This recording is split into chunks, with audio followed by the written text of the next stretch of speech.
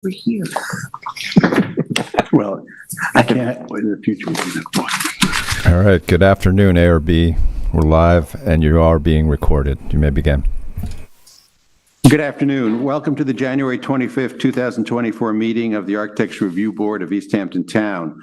Our next meeting will be February 8th. Kathy Cunningham, the fifth member of this board, is on a leave of absence through the end of February.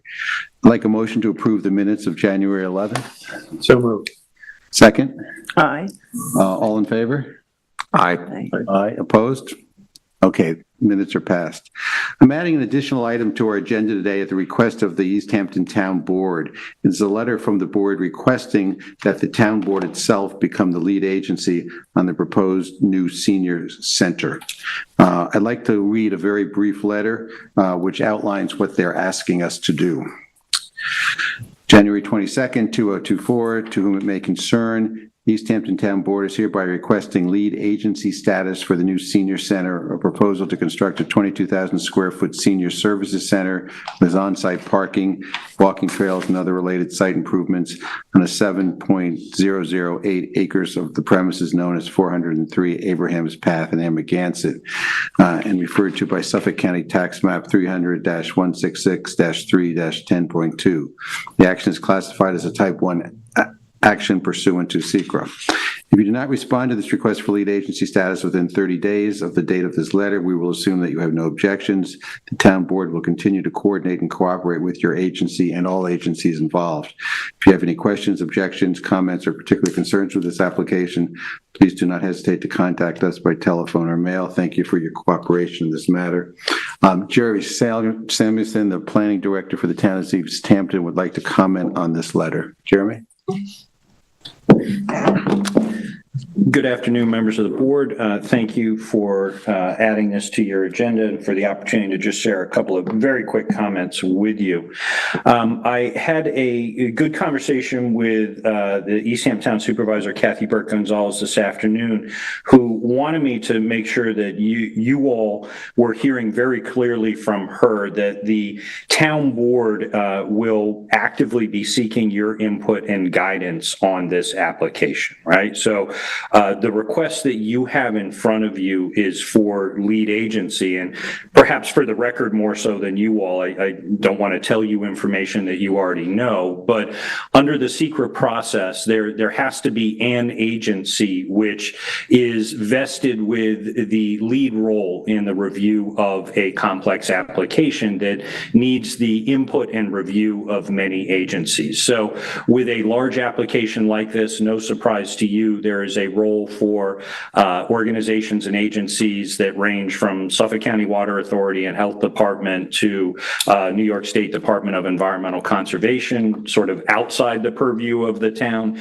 And then, as you know well, within the purview of the town, multiple agencies, in this case, a town board, planning board, architectural review board, and potentially zoning board. So the point is that somebody, as articulated under state law, has to be in the driver's seat for navigating this complex process. And typically the manner in which that agency is either selected or steps forward is really a reflection of the answer to the question, who has the broadest purview and the broadest authority over the review and approval of an application. So, as we often see in these cases, there may be sort of, folks who say, well, if you look at it this way, then this agency may be able to step to the fore. If you look at it another way, a different agency may step to the fore. The letter that you have in front of you this afternoon is an attempt for the town board to say that they feel they are the appropriate agency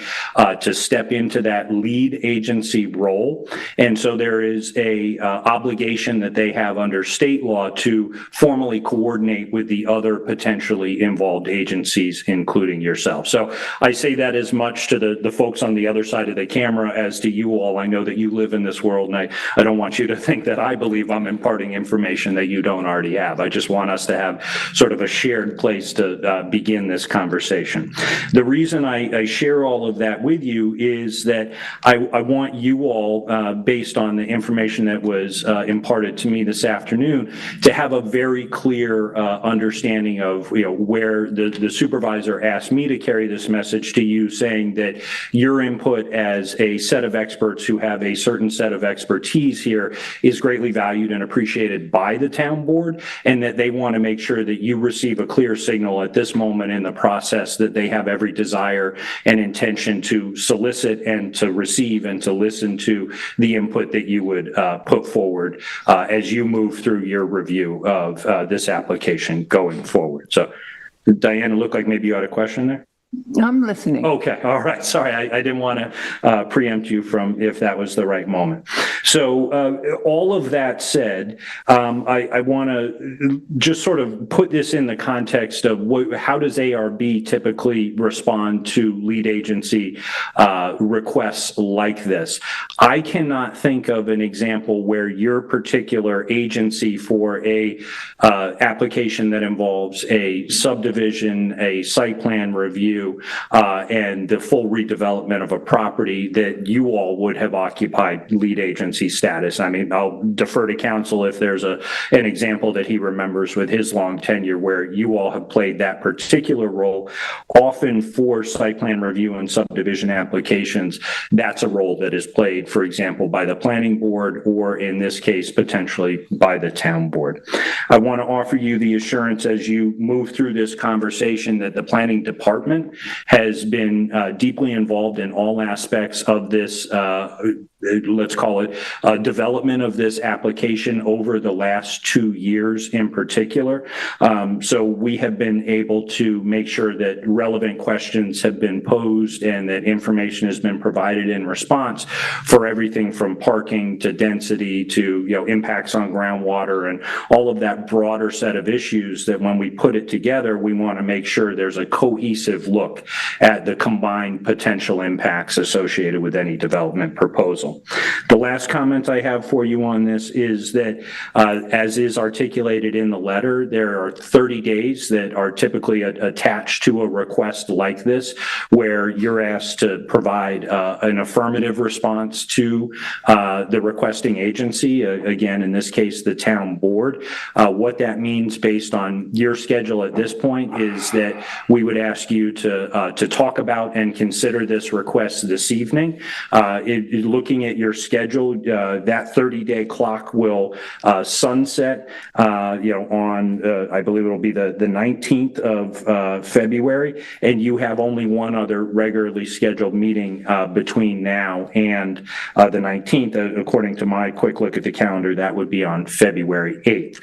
So in other words, please talk about this tonight. Please provide whatever insight and counsel you think is useful to your counterparts at other agencies. If you feel that there's a benefit for you all coming back and continuing to discuss in February, that's completely understood. I just want to make sure that that 30-day clock is on your radar as you move forward, because if you all should not make an affirmative statement one way or the other prior to that, then the assumption both in the letter and sort of under prevailing practice in the law is that you are essentially, if you chose not to respond within that 30-day period, you're essentially saying, no, thank you. We understand that the town board will take lead agency status from here. So I will stop there and step back unless you have any comments or questions that I can be useful with.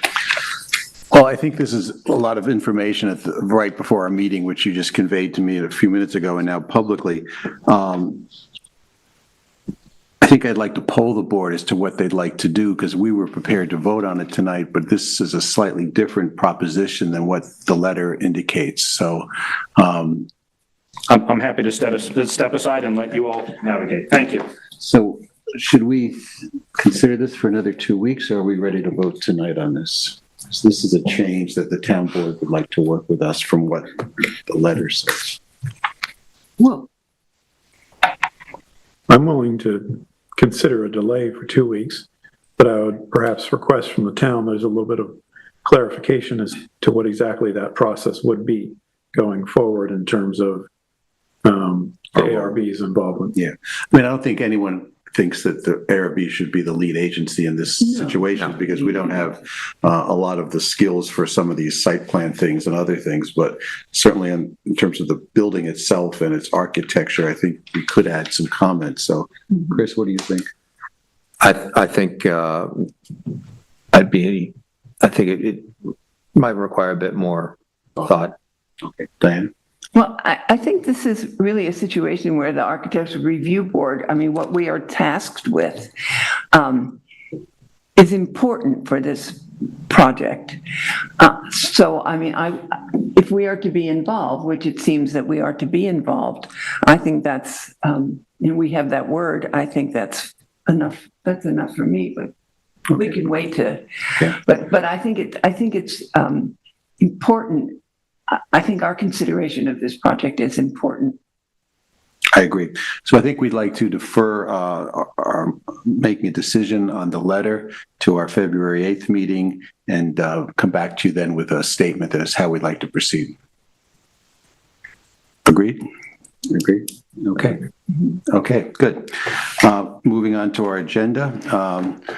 Our first application tonight is comments to planning, which means we are just making comments to the planning department. The applicant is the Devon Yacht Club, Suffolk County Tax Map 300-127-3-16, 17 at 300 Abrahams Road, Landing Road in Amagansett. Frank, this is yours. Okay. This is an application to demolish several buildings and build new ones at Devon Yacht Club, a private club located on the shore of Gardiner's Bay in Amagansett. This property borders the public parking lot for the beach next to the club, along with residential lots on the other side. This application, I'll also note that this is the site here may not be as visible from the parking lot, but it is quite visible from the public vistas in Gardiner's Bay, as well as from Napeague. This application is before us today, as mentioned before, to provide comments to the planning board. This application is fairly complex, and I would like Inner Science and the architect and the applicants to explain the project to us when I'm done with this, though I'll give my best to give an overview here. Most of this is from most of what I'm going to read here is from the planning memo prepared for us, which is quite thorough. The property consists of, and we can run through these photos, consists of two individual tax map parcels that have been previously reviewed by the planning department as a single parcel. The site contains extensive town and state protected natural features such as duneland, beach vegetation, freshwater wetlands, and tidal wetlands. This property is located within a coastal erosion hazard area, FEMA flood zones, the town's flood hazard overlay district, the Peconic Bay environment, critical environmental area, and the town's waterfront revitalization boundary. So I'm sure InnoScience will explain more, but this is a very constrained lot. Currently, the property does not comply with several coastal regulations. This application is an attempt to try to bring the property into better compliance. My understanding is the proposal doesn't bring it into full compliance, but it makes it more compliant because the constraints on the property are numerous. Right now, the club consists of, let me go through these and then maybe we could bring up that, hopefully, Dan, you have that PDF from the Inner Science provided a couple of days ago. Do you have that? It's a pretty good site plan showing what's there and what's proposed. There we go. Maybe zoom in just, there we go.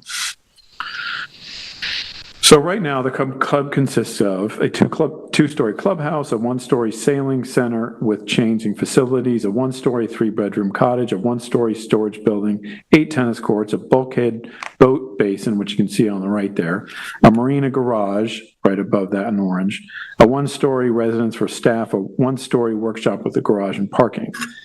The club is proposing a 46% increase in gross floor area, a substantial increase which falls just short of what would be considered a substantial renovation based on GFA, which would trigger a special permit evaluation. Should also be noted that there are some substantial changes related to the site and grading on this property.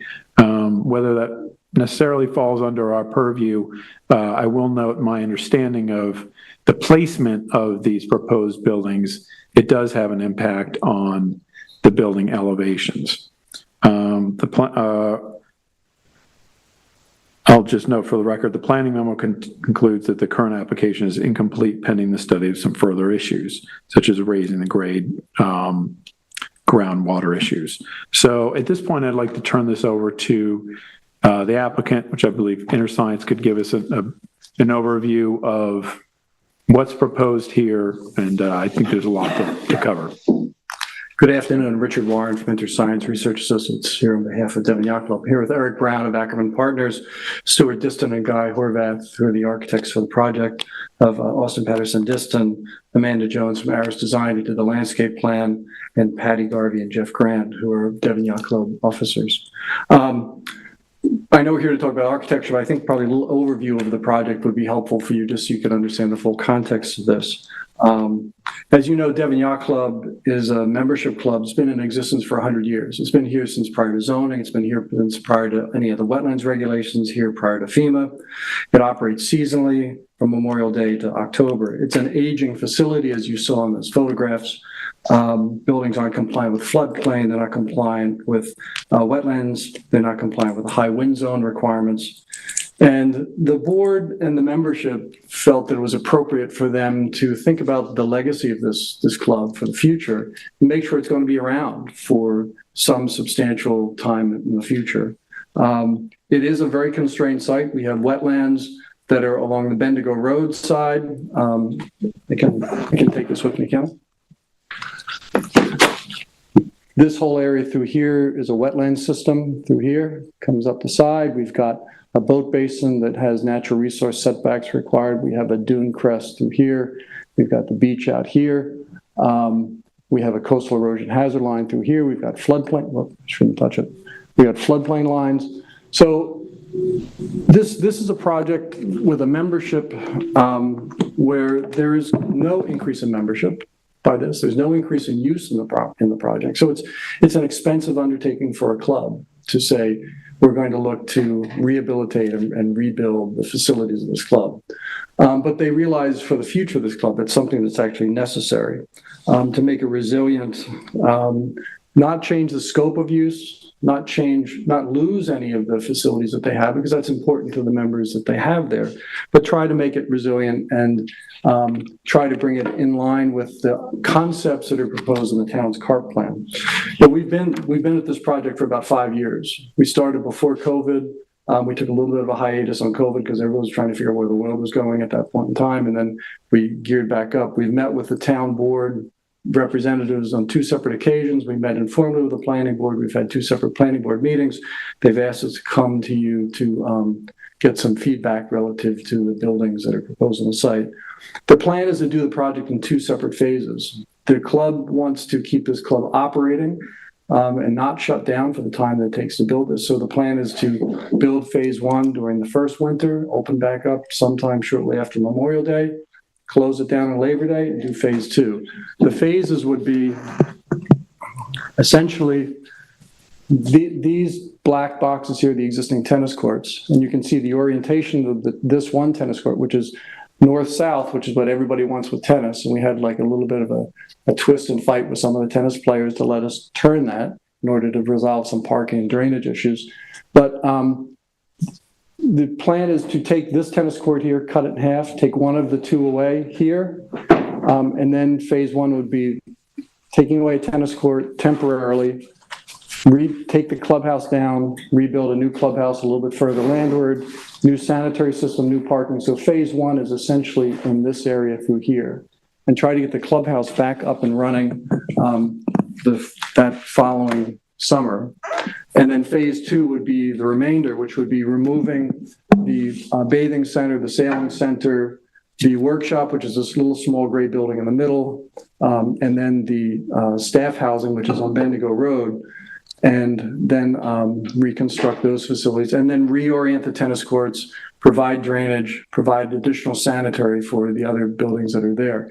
Could you put up the site plan? There.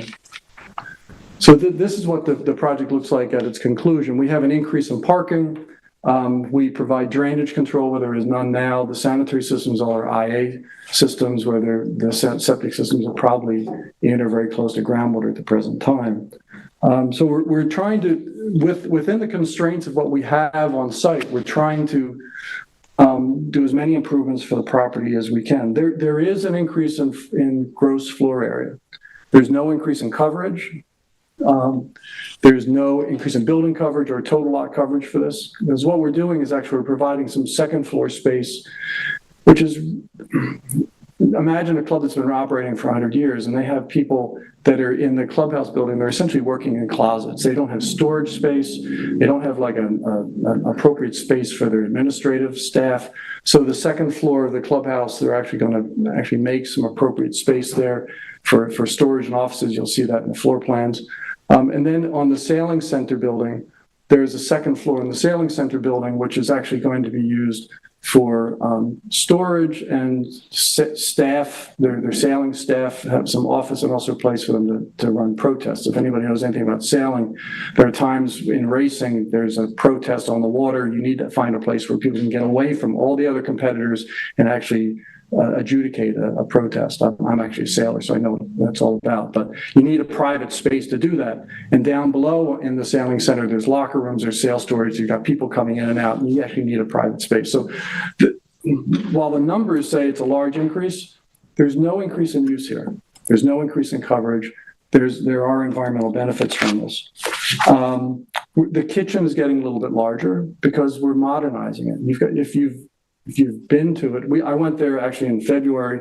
Well, Eric and I went there on a very cold February last year because he wanted to see it. He was and it was freezing. But we went through the clubhouse and we walked into the back dining area.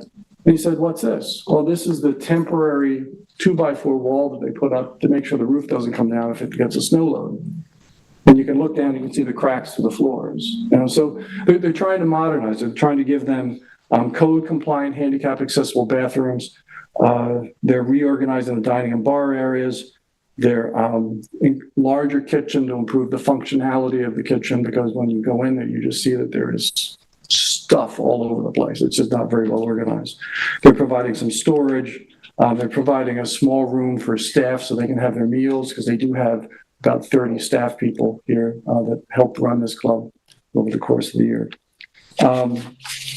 So this project, it's a substantial and ambitious project for a club, but the membership realizes it's something that's necessary for the legacy of Devon Yacht Club.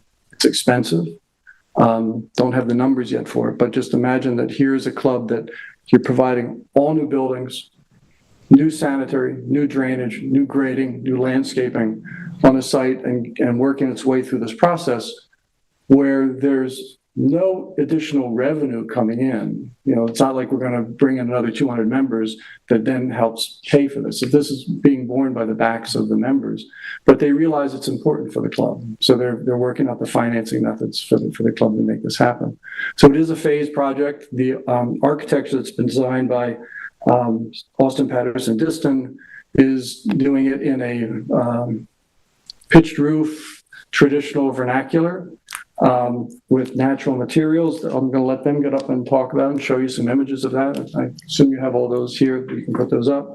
But we think it's something that is appropriate given the coastal location of what they have here. And Aris Design, who's done the landscape plans, one of the things that we've done is that we're eliminating almost all of the non-native landscape on the property. So the entire site will be native landscape, with the exception of one small area, which is right in here in this location, where there's a little bit of lawn, so that when the junior tennis camp kids are playing tennis, there's a place for them to sit and have their lunch while they're watching other kids play tennis. But the rest of the site is all native landscaping. The structure that is down here, which is this, stop doing it. The structure that's down here, which is the staff housing, is moving up here. Right now, staff live in a structure here, here, and here. This structure, the sanitary system, actually sits right in the wetlands. So all of that's going to be combined into one building that's more central on the property, and then this is going to become a large enhanced wetlands buffer along the side. So it's been a thoughtful process. You can imagine with a site that is this constrained, and with the programs that we're dealing with, trying to maintain the facility of the club, that it's a really tightly choreographed dance between all of the trades. People designing sanitary and grading and drainage and retaining walls and architecture and building footprints, and trying to make sure that it all fits. So every time one small thing adjusts, 3 other people have to jump to try to adjust their plans. And that's why it's taken us, absent COVID, 5 years to get to where we are. So we're here to hear some comments. If you'd like, I can have Austin Patterson Diston come up and present you the architecture so you can see that. Yeah, just quickly though, sure.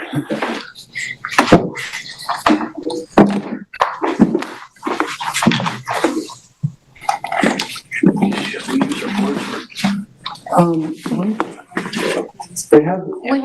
We have it all. Smartboard. Sure. Yeah, they're gonna have them there. I think it's probably best just to refer. Hello, I'm Stuart Diston, Austin Patterson Diston Architects, and with me is my senior associate, Guy Horvath. So, Sir, you need to be by the microphone, otherwise this TV won't pick it up. with the new design, we're trying to accomplish 2 things. One is to pick up the spirit of the old club, it being a legacy club.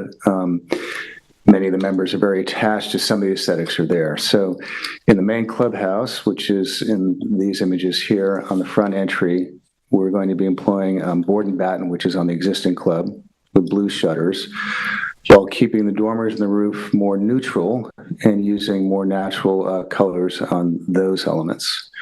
The water side of the club is going to incorporate deck outdoor dining seating that they already have in the current club, using an awning system that you see to the right, the blue awning, which is the same color that they have today.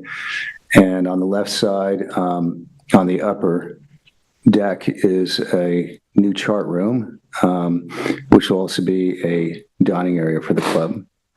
I might say that the dormers on the left side of the top image is mostly offices, or all offices on that side, and storage area. And then the lower left image is the east side of the club with its boardwalk, or boardwalks accessing both the bathhouse and the new sailing center as well. You can go to the next stage. Next one would be. So we'll have board and batten painted going back to the club, and then the second floor would be natural cedar shingles, and the roof cedar shingle as well. So the sailing center is an open air structure except for the center area with a gabled roof. And that is, when you go inside, it's all open in the air, surrounded by lockers and bathing facilities.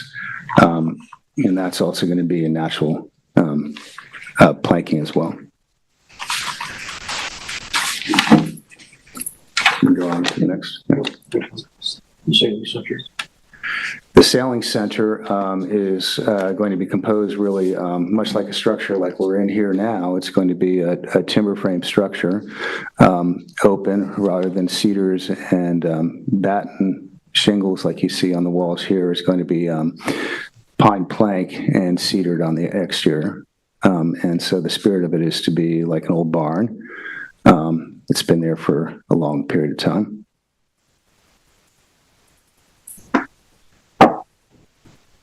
Staff quarters is now a 2-story structure. As Richard mentioned, we had to bring the other various dispersed housing facilities into one building here for efficiency and use and monitoring. And so it's going to echo an older gambrel roof structure built to appropriate budget for its use.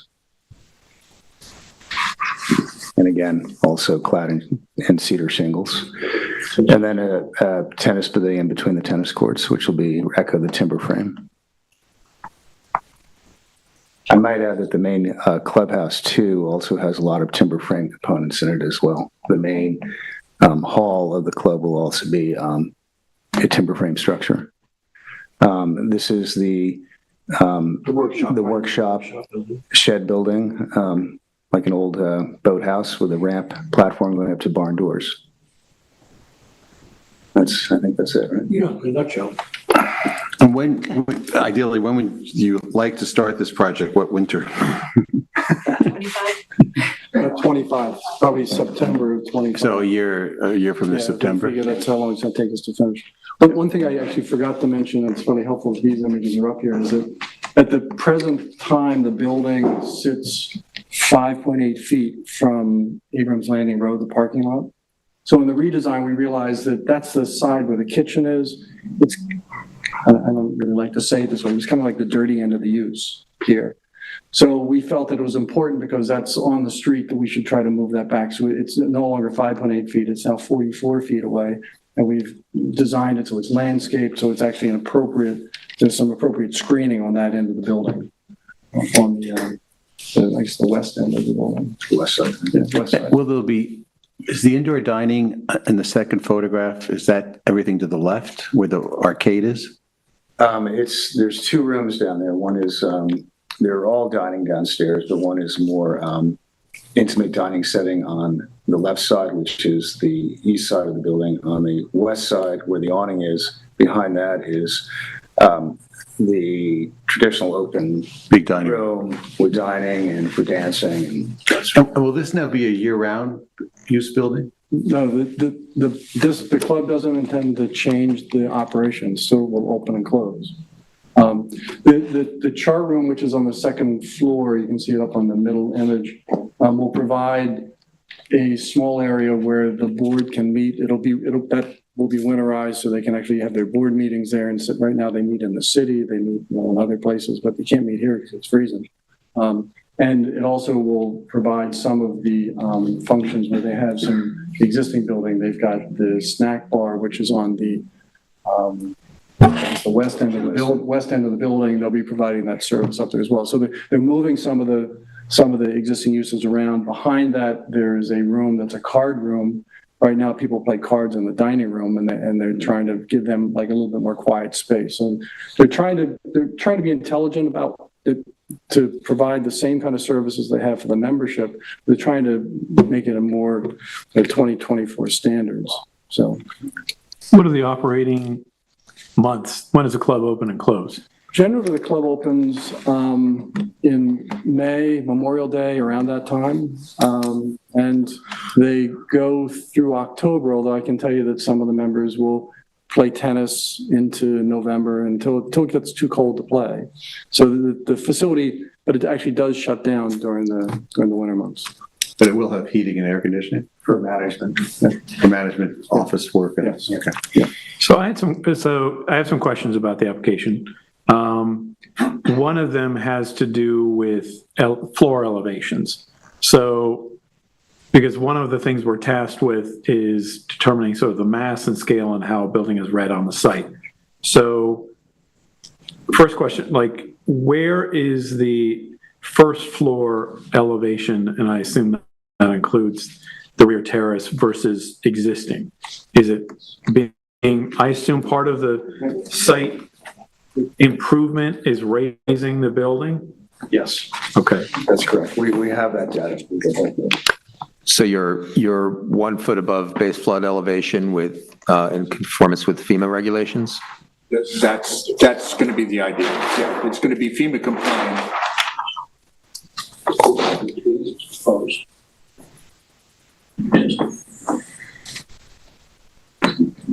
So we are in an AE2 flood zone.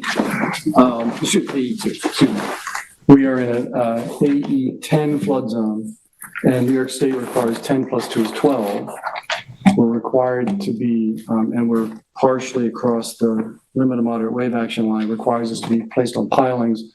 So it's 12 measured to the bottom of those horizontal structural members. They've thinned out the structure as thin as they can, and the first elevation is proposed at 13.2. 13.2. So it's as low as we can make it. And what is the current elevation of that floor? Let's see if I have that.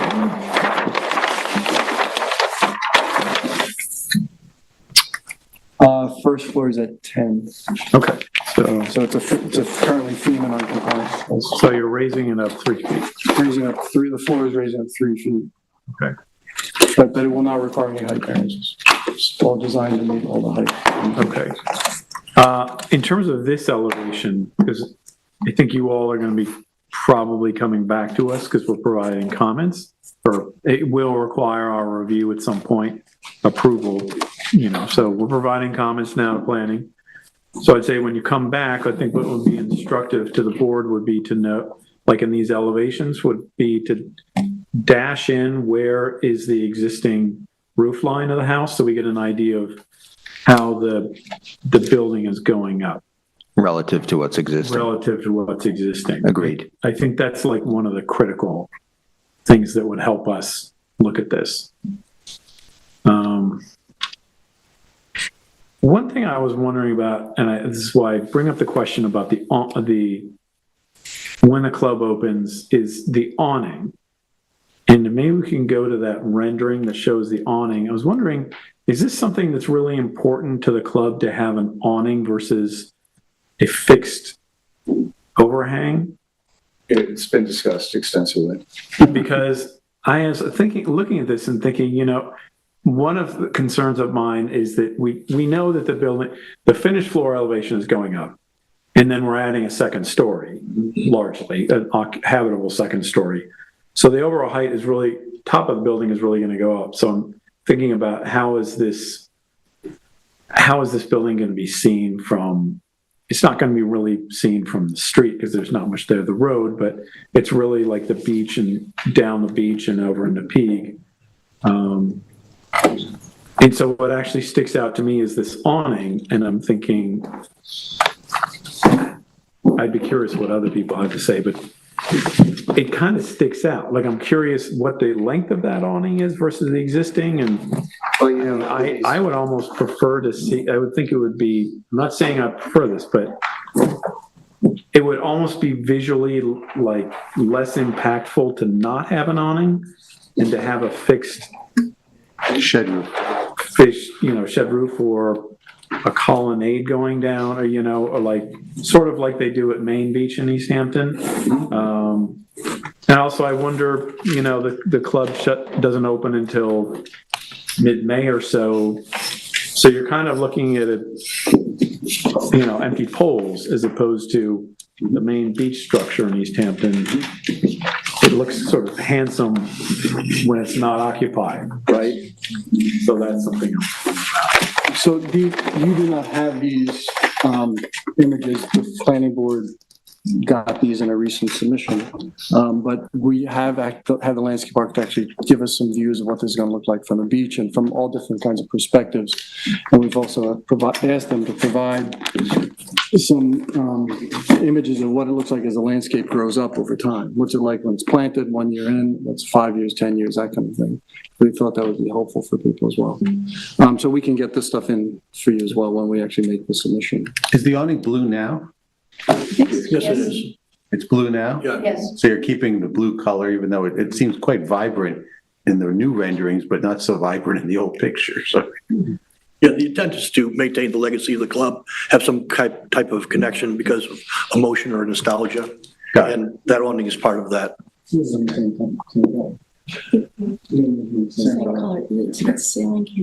Another comment I have is, and this is, I think, a general planning issue, I think it's come up before, is just the size of the club is getting bigger. And I understand the need for the back of house and infrastructure, but it does seem that also just to note that when I look at the second floor plans, like there's a chart room now that's used for, and I understand how nice it must be to go up there, entertain. You have a deck that overlooks the bay. And it's just an observation that there's, like, not only is the back of house and the infrastructure growing, but the entertainment program space appears to be increasing as well with the same number of members. So the building's So it's just increasing an observation. almost 50%, and yet you're not going to grow the membership, and you're not going to be open later in the fall or earlier in the spring. So you're just building a much bigger clubhouse for the existing situation of who the members are. I would imagine the private dining fees will help defray the costs of construction, the chart room. But recognize how old this facility is. Yeah, we and get how that, out yeah. of compliance it is with most Yeah. things. I But mean, when you- square footage includes providing handicap bathrooms where there are none now. Having an entry that's actually wide enough you can have wheelchairs to get into, and having a little reception area in the front, it's actually a small closet, so there's someone there to greet people and then come in. Yeah. So they're trying to provide the kind of services that the membership is looking for, a lot of which they have now. For instance, the chart room dining is accomplished outside on the west end of the building and kind of in a screened-in room on the west end where they have a snack bar. That's going to now go upstairs. But that room will also be winterized so they can actually have their board meetings. Cards that are down in the dining room around the bar, there's a bar there, they're going to move that up into a room so the elder and members that actually want to play cards have a place that they can actually have a little bit more separation from the dining activities that's going on. So it's getting bigger, square footage wise, GFA. Footprint's not getting any bigger. We are complying with height. We're actually less in footprint. We're less in coverage than what's existing by some amounts. We've actually worked hard to try to fit all those metrics in and still give the club something.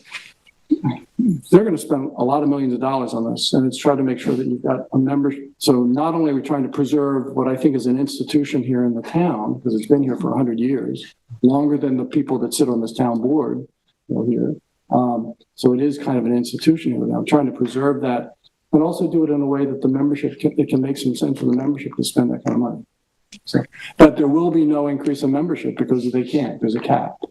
So It's more separating out the functions. I mean, even though it's going to be enlarged, I mean, it's not like it's such a grand structure as it is, you know? I mean, and everything is, all spaces are growing, you know? I mean, I think the keeping the character of the place, I mean, how you've attempted to keep the character of the place, I think it's commendable for the. And just the main dining area is not expanding at all. The main dining area is the same square footage that exists. But some of the ancillary spaces that make this club a little bit more modern for the use by the members, that's adding some of the space. So.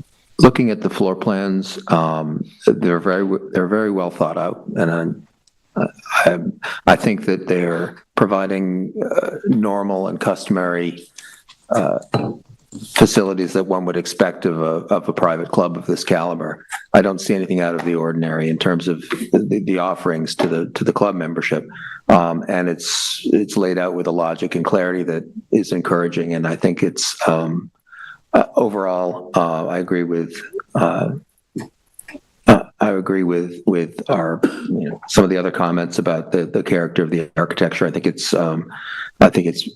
in keeping with the character and the intent of what we're here to do is to help ensure harmony of not only with what's existing now, but in terms of the character of the architecture of this coastal area.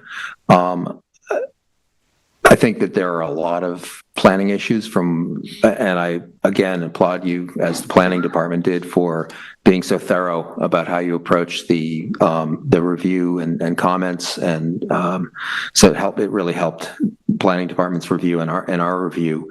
But that shows that there are a lot of issues still to be resolved, and I feel as if perhaps in addition to these comments, you'll probably be coming back with slightly different form of presentation when some of those comments are addressed. So taking it too far would probably be inappropriate at this point. But if I could dive into one specific thing, which you actually briefly touched on there, the proximity of the kitchen side to the public parking and the beach access there. If you've done any commercial kitchens, which I'm sure you have, you know that those things take on a life of their own on the roofscape and perhaps on the sidewall. in terms of ventilation requirements and filtration requirements, and that can become quite a mushrooming of elements that you probably wouldn't want to see in a rendering. But we would like to see. I think, I don't know if you have a commercial kitchen consultant or if you do that in-house, but. That's a very good point. We did address that. You can bring up a roof plan, but essentially, the way the clubhouse is designed is two parallel roofs that run figuratively east to west. And the commercial kitchen is under one of the roofs, but there's access to an intermediate flat roof, which is buried in the roof well. Mm-hmm. And so all the rooftop equipment, the exhaust fans for kitchen cook line, are all concealed on that flat roof area. And none of the equipment there exceeds the ridge line. So it's entirely concealed. You'll never see it. That's great. Okay. Okay, I think everyone, so I think Comments. So I think to summarize, I think, your proposals have been favorably received. We'll write out some comments and provide them to the planning board, but we don't see many applications that are as thorough and well thought out as this one. Thank you. Thank you very much, everybody. It's taken us 5 years, yeah. We had plenty of time. After 5 years. Thank you. Okay, on with our agenda. Change to commercial, 178 Buckskill Road, Suffolk County Tax Map number 300-183-4-1. This is mine. This is an application to approve two large awnings, one already built years ago and one proposed at the clubhouse of the Buckskill Tennis Hockey Complex. It's a 3.1 acre site with 10 tennis courts and 2 skating rinks, mostly screened from Buckskill Road. The two awnings are really outdoor winter rooms with a canvas roof, flap sides, clear plastic windows, real doors, all on metal frames. The existing eastern measure, and this is the existing one, which has been there for numerous years, 17 by 25, it's 350 square feet, and it's made of white canvas. The flaps roll up in the summertime. The similar proposed western enclosure, Dan, just go on to the next one. Keep going. So that's where they want to enclose on the western side. That's it's the other side of the building. It's a small building overlooking the tennis courts. And the western enclosure would be a little bit bigger, 17 by 28, not much, 426 square feet, and be made of a dark forest green canvas. And the reason for the color difference is it's difficult to keep the white one clean. Mm-hmm. Both are 10 feet in height at the highest point, and they're both set on elevated decks. There is some confusion on the existing awning in terms of when it came into existence and was it ever approved. It was there when the current owner bought the property in 2003 and probably there as far back as the 1990s. It appears on a 2008 survey from which the applicant received a C of O. The ice rinks were the issue of a 2008 New York State Supreme Court decision allowing their existence. Our planning board feels the existing awning, the white one, was probably never approved on its own. These outdoor rooms would convert to open-air summer awnings during the warmer months, but they are year-round structures with their sides removed in the summer. All things considered, I see no reason why we should not approve the existing enclosure as well as the proposed new one. Tara, did I miss anything? Do you want to talk about anything? Good afternoon, Tara Burke from Lighthouse Land Planning, here on behalf of 178 Buckskill LLC. Chairman, you did a great job summarizing. Just wanted to add that we were in front of the planning board again last night, at which time they approved the application and adopted the resolution. Okay, good. So everyone's. If you have any questions, I'm happy to answer them. Any questions? This is kind of in the woods, right? You can barely see the complex because it's screened from the road by woods and extensive lattice. And this is on the other side of the parking lot. So you really can't see this very much. And from a functional standpoint, it's really important to have that space. I can tell you from being there. It'll get used. Yeah, absolutely. Okay, so I'm going to make a motion then. I make a motion to approve this application as submitted for both the existing awning and the new awning which will be constructed. May I have a second? Second. All in favor? Aye. Opposed? Motion's passed. Tara has another item in front of us, and because of timing, I'm just going to deal with this right now. It's also mine. So this is, yeah, it's 2 Old Hedges Lane. It's an extension of time. Yeah, okay, 2 Old Hedges Lane, it's an extension of time, East Hampton, New York, Suffolk County Tax Map Number 300-159-4-17.2. This is an application.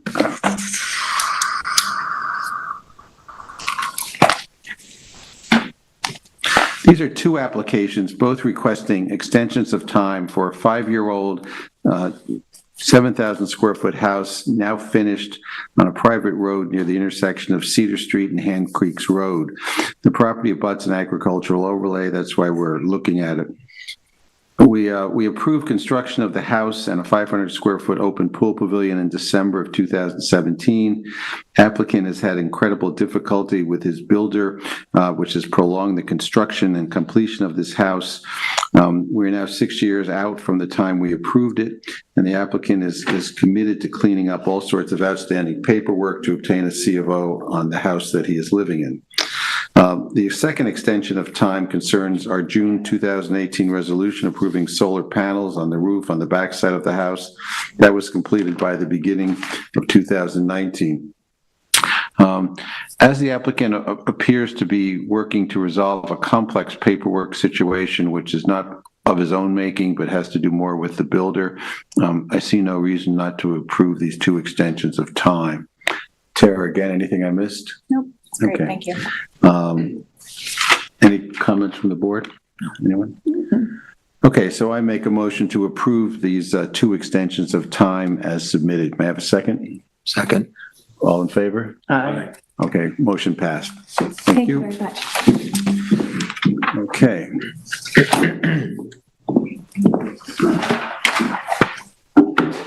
On to business signs. The Chicken Place, 84 Wainscott Northwest Road, Wainscott, New York, Suffolk County Tax Map Number 300-197-2-8. Diane, this is yours. Yes.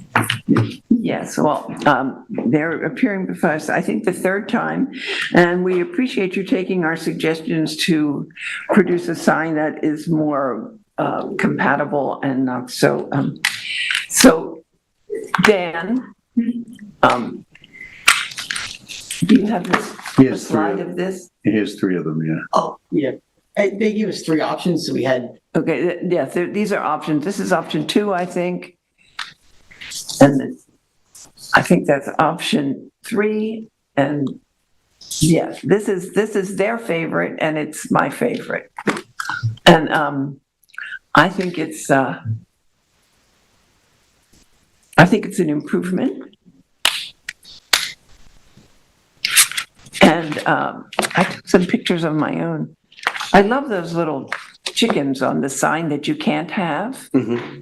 I love those chickens. So I hope they can Have a life go somewhere somewhere, else. yes. So this is the old Brasilia site, Bradzilla. The Brasilia old site. Brasilia. But this is on the side road, of course. Yeah. But I do like the chickens. But anyway, I think that the new proposal is a big improvement. Does anybody? Questions, comments?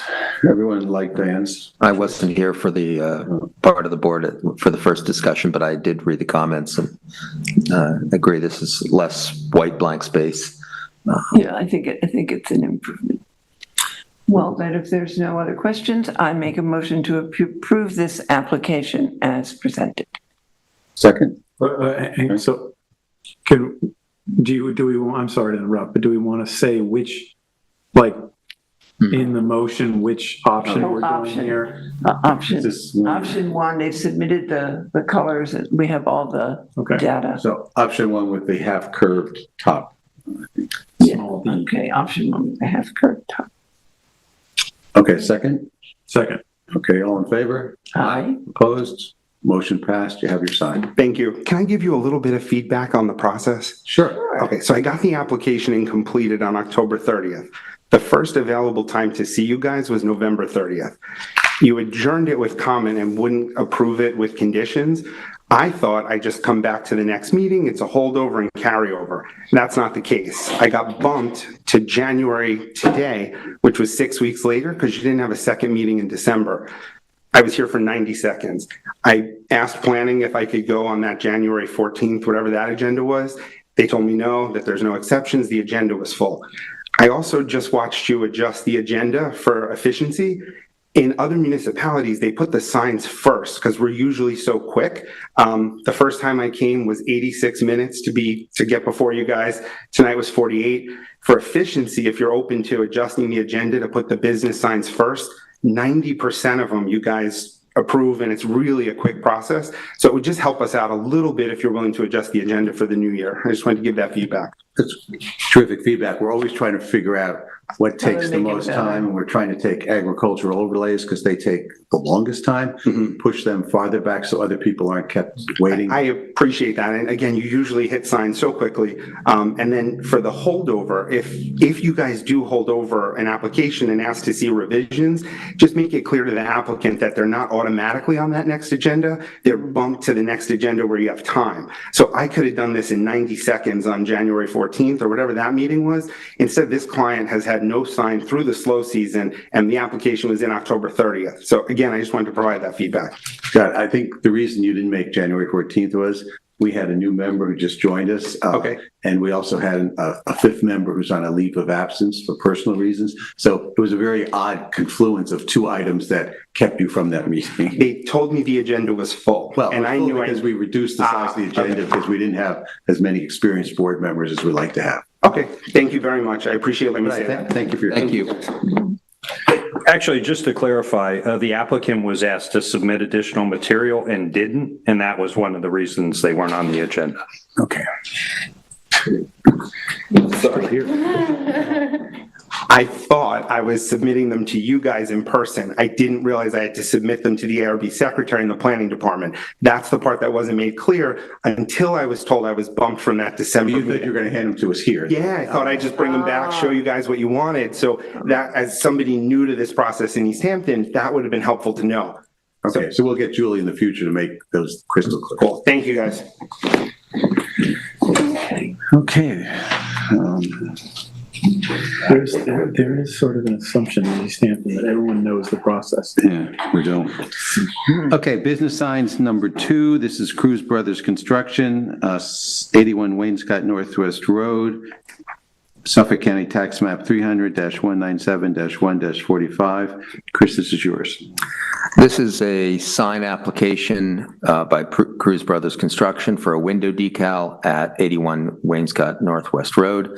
Properties on the corner at the intersection of Wainscott Northwest Road and Route 27, right at the light. The streetscape around the intersection is comprised of a series of individual small buildings.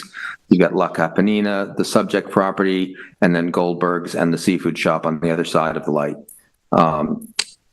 3 of those are retail food service establishments with freestanding signs out on Route 27.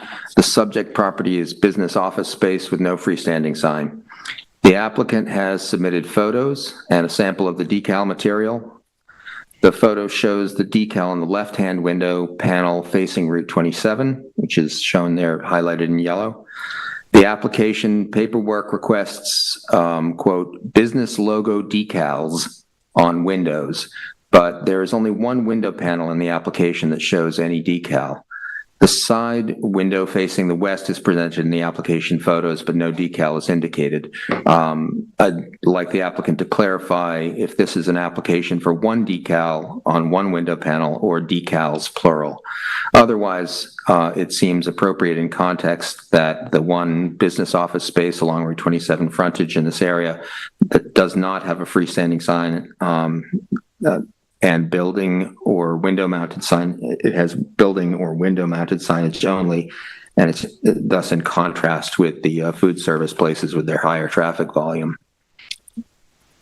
Hi, everyone. Good evening. Please identify Andy Cruz yourself. for Cruz Brothers Construction. Okay. So, yeah, it's only going to be one. Obviously, if we can have more, well, we would like more, but I was told that one is what we can have, and with those dimensions are the limitations. So we applied for one, and I apologize if we didn't erase the S at the end of those, but it's for one, and it's that the same window that you see highlighted in the picture.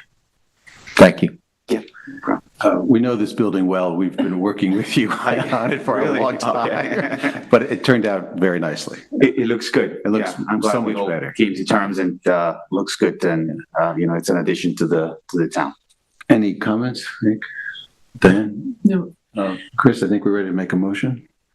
I would make a motion to approve the single window decal on the street frontage at 81 Wainscott Northwest Road, to be approved as submitted. Second? Second. All in favor? Aye. Aye. Opposed? Motion's carried. You have your sign. Thank you so very much. You bet. Should I stay for? Yes, because you're here again. Yes. So this is now fences, walls, gates, and berms, 581 Wainscott Northwest Road, Suffolk County Tax Map number 300-133-1-25. Chris, this is yours again. This is an application, again, from Cruz Brothers Construction for a tennis court fence at 581 Wainscott Northwest Road.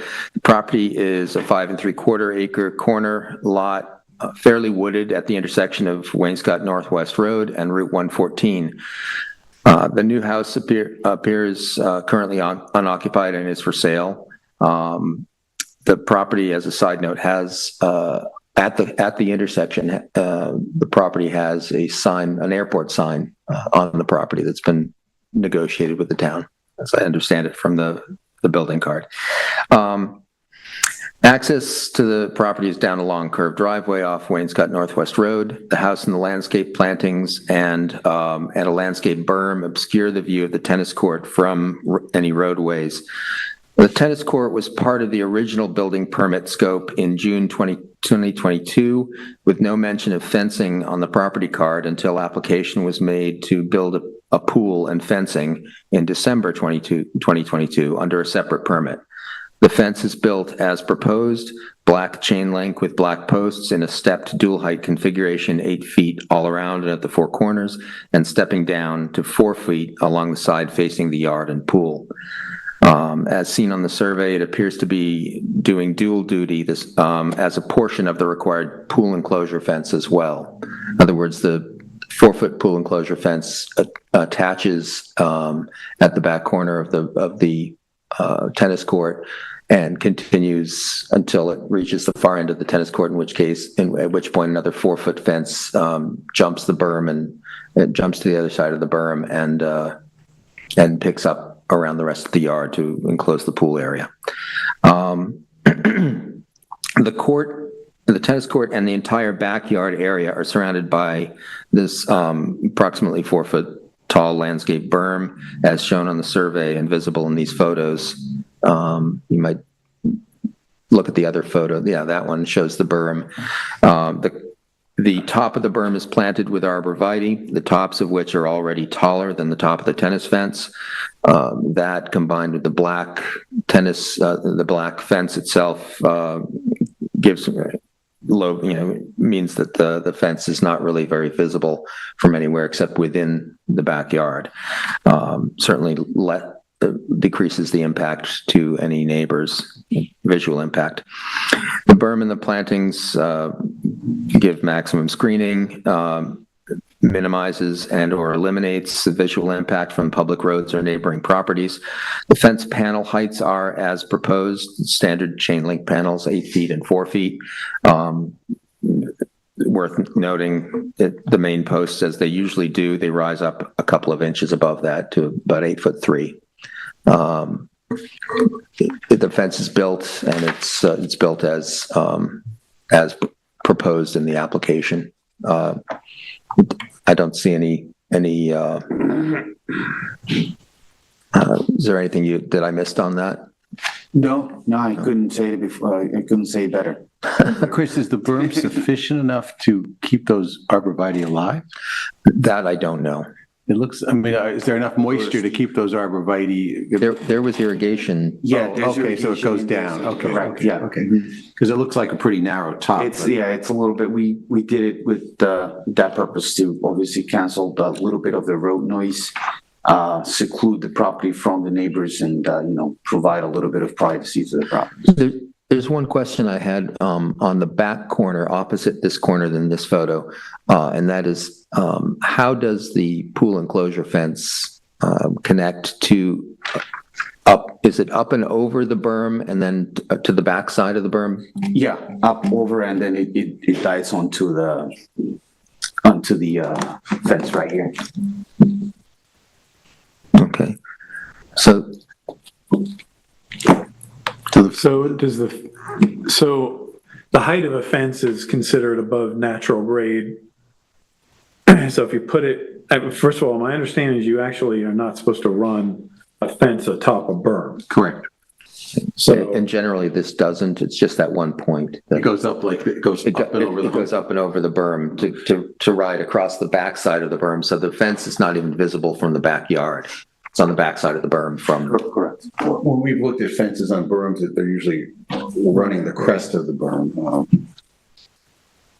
So this is one jump over and, Correct, that's on the pool fence, which is by code, Right. 1 inch. so what does that make the top of the fence? If it's like running atop a 4-foot berm, a 4-foot, doesn't that make it an 8-foot fence? Well, it's at that one point it would. It's 8 feet above the grade. But it's a tennis court fence, isn't that an exception? No, this is part of the pool fence, but it's, Hops over the berm. and it runs in between the arborvitae plantings, so it's not really visible. I didn't pick up on it until there was this, until we looked at what what height of the berm was actually. I don't have an issue.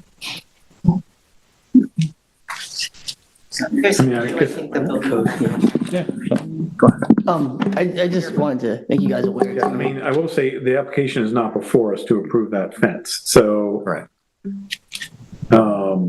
It may become an issue from the building department. You can't really have a fence on top of a berm. Usually the fences go along this way on the berm, but yours is going this way, right? So the building department may come to you and say, We have to adjust that a little bit. yeah, so I'll let them do that. That's not the issue in front of us tonight. Got it. No, I'll talk to the boys and have that into our hands. Okay. All in favor? Yeah. Okay, Chris, make a motion. I'll make a motion to approve the tennis court fence as submitted. Second? Second. All in favor? Aye. Aye. Opposed? You have your. Thank you so very much. Thank you so much. Have a nice night. Okay, moving right along, we did the extension of time already. Now agricultural overlay. Out of order thing is, Well, yeah, no, it's, Tara would have to hang around for a long time. exactly. 14 Sayers Path, Wayne Scott, Suffolk County Tax Map number 300-196-1-8.2. Diane? Yes. This is an application for a 2-story addition to a residence on an acre which faces a horse farm. It's on a very deep flag lot, and the entire ag overlay area is fenced and operating as a horse farm, and it is surrounded by several sprawling houses that are traditional in architecture. This acre, what are we looking at? Okay, this is from the back, and to the left, the structure that you see to the left, that is going to be demolished, and that's where this proposal is to go. There's very, very complete drawings, very good ones of Dan, the ones they submitted with the red lines that have the existing structure and the proposed structure. It's Here we go.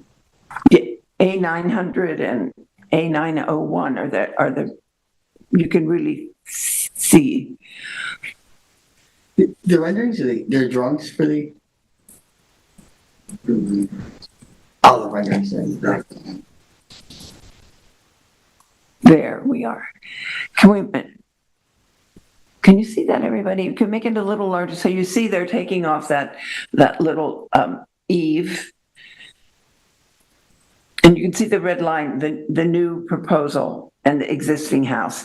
Now there's some confusion about the proposed coverage, the proposed lot coverage that is on the survey and that is presented by the zoning analysis sheet. But even though they differ, they are still several thousand square feet under the the allowable maximum. It's a very, very busy acre.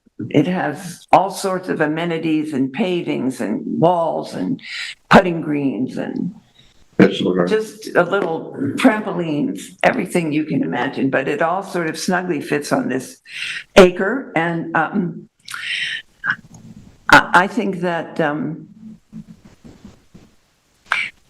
I think it looks very compatible, and certainly it's the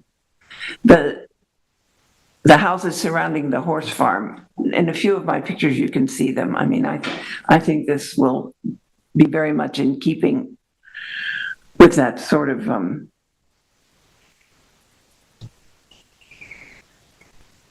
yeah, that's their pictures, I think. Yes. You can actually So see this house from 27 when there's no leaves on the trees.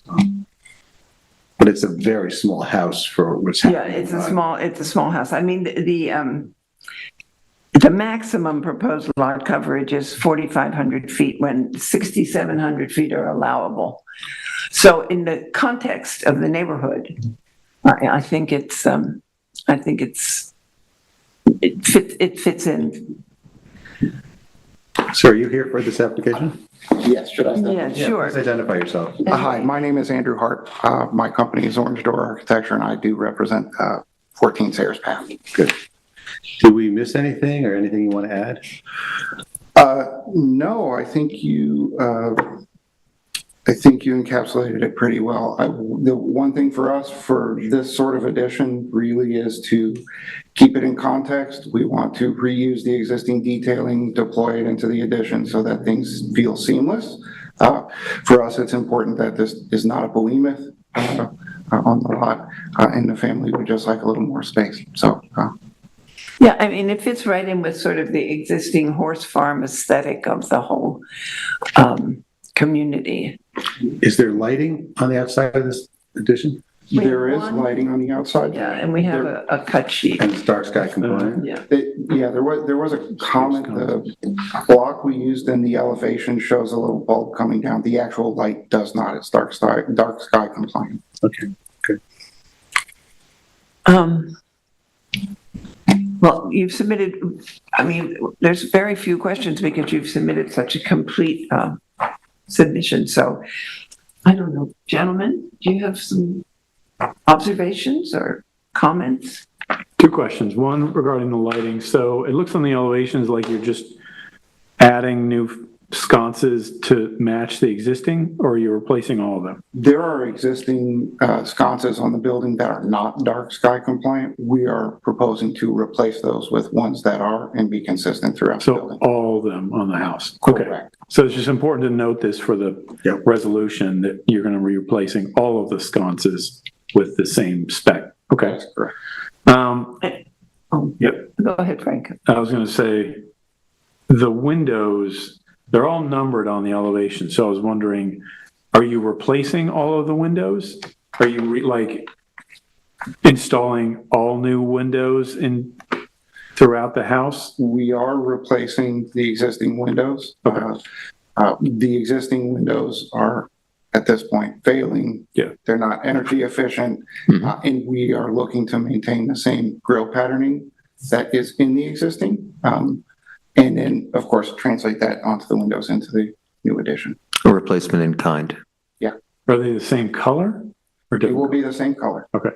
I just bring this up, well, it's good we bring these things up because, am I correct in saying if the applicant were replacing the windows, like just replacing the window package, upgrading it, that it would still need a resolution?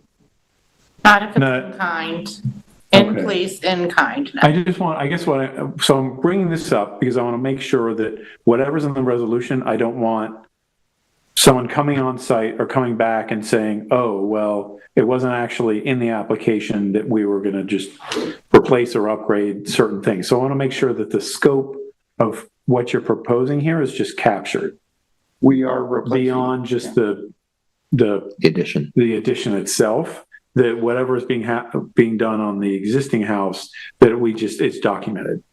Correct. We are replacing in kind. So we'll add it to the resolution. Okay, so you're replacing the windows, and the sconces, exterior lighting is being replaced. And I would like to something, even though it's not part of this application, I happen to know the neighbor, the immediate neighbor.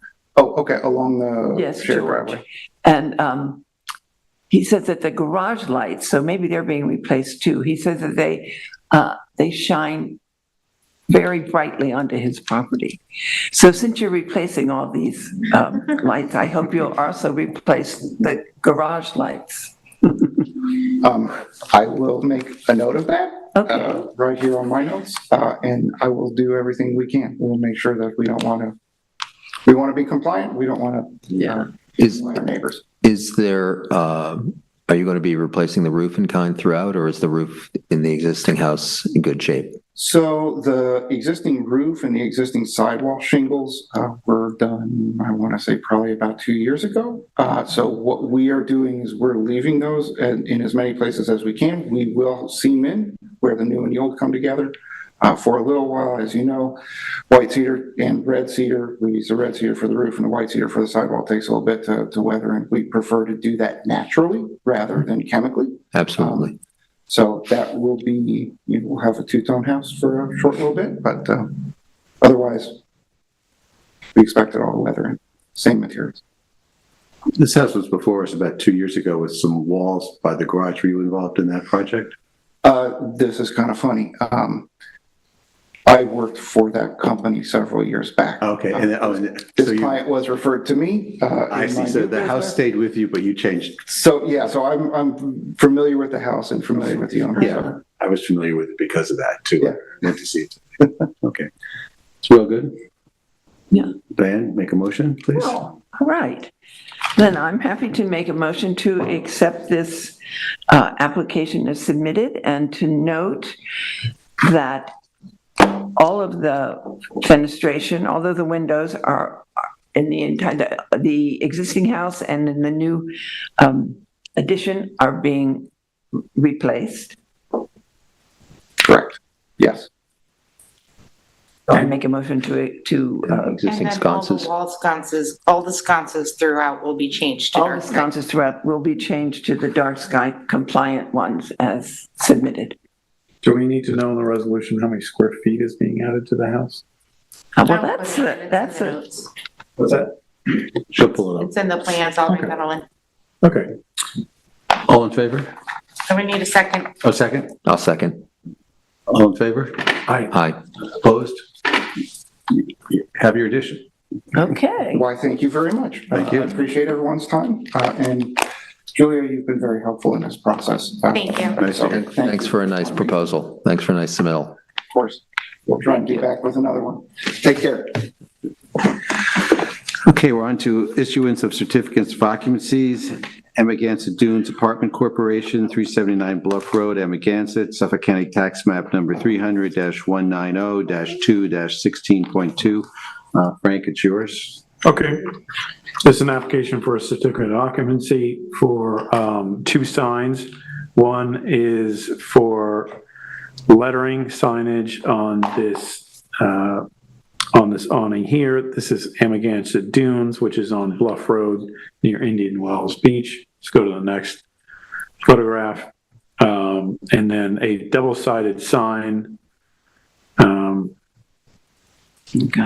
apologize, I don't have the notes. It's in my bag. I'll bring up the resolution. It's the same size as in the resolution. So it meets the resolution. It meets the resolution. That's all we care about. Yeah, so it meets the resolution. So I'd like to make a motion to, no, wait, Chris is about to be inducted into this. Okay, so I make a motion to approve this application for a request for a certificate of occupancy and to instruct staff to notify the building department that this is ready for a certificate of occupancy. Do I have a second? Second. All in favor? Aye. Passed. So, sir, are you waiting for one? You must be waiting for this application? He's a new attorney. Oh, okay. Okay, let's finish and then let's finish. and Okay, we'll- wait, and one talk. more. Okay. So, continuing on certificate of occupancy, the last one is mine, 85 Rod Highway in Waynescott, Suffolk County Tax Map number 300-200-2-48.4. So there we have it.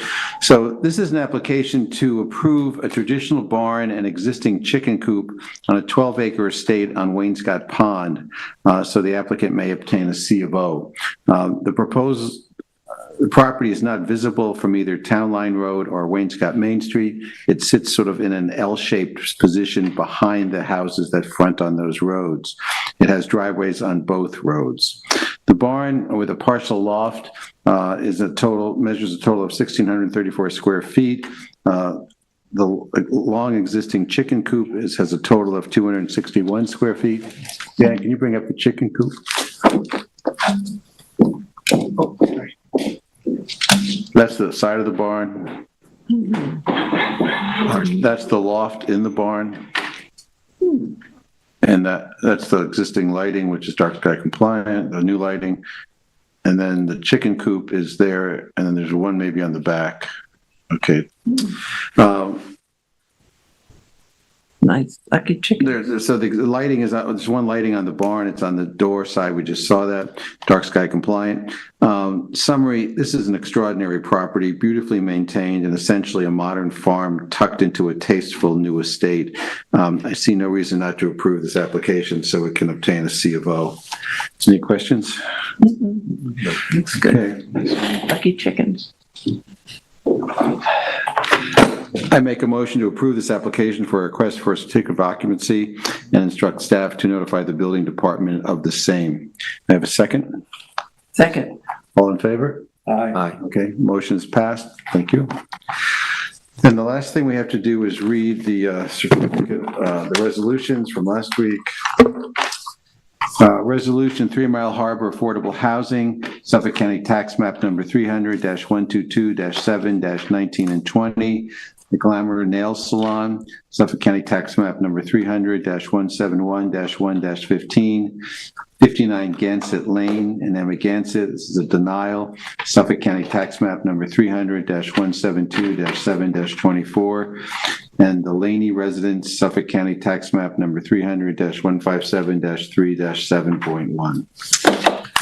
I think we're ready to close the meeting if there's no further business. May I have a motion to close the meeting? So moved. Second? Second. All in favor? We hereby close the meeting of today.